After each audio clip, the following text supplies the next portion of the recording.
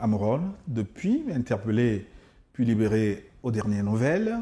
Monsieur le ministre, pour revenir sur les conditions de l'interpellation d'Amron, est-ce qu'elle ne laisse pas à désirer quelque peu avec près de 50 soldats envoyés sur les lieux, en dehors des heures légales, pour après tout déposer le prévenu dans un hôpital psychiatrique? Est-ce que ça ne laisse pas à désirer? Vous savez, pour moi, c'est une situation malheureuse et regrettable. Mais cela étant, je crois qu'avant de faire la fixation sur les conditions éventuelles de son interpellation, les conditions dans lesquelles il a été interné plutôt dans un centre de santé et traité, il est important de souligner. Nous ne sommes pas en train de parler d'un citoyen qui est tranquille dans son coin, n'ayant rien fait du tout, aurait eu maille à partir avec un état répressif ou un état arbitraire, une situation arbitraire. Je dois rappeler que nous sommes dans une société ouverte et démocratique.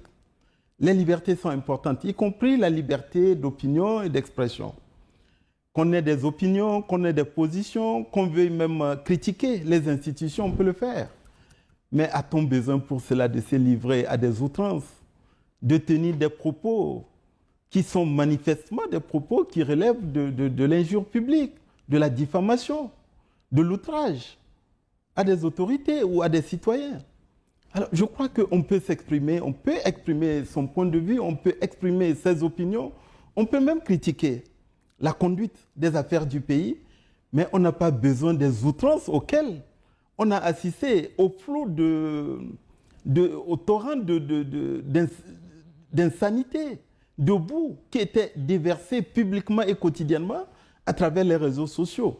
Donc, avant de parler des conditions et des modalités éventuelles de son interpellation et des conditions dans lesquelles il a été traité, je crois qu'il faut partir de là.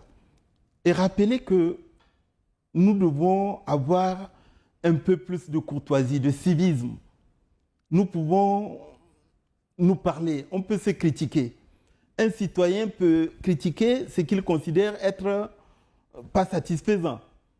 Mais on n'a pas besoin de se livrer aux agissements et aux comportements auxquels on a assisté de la part de cet artiste.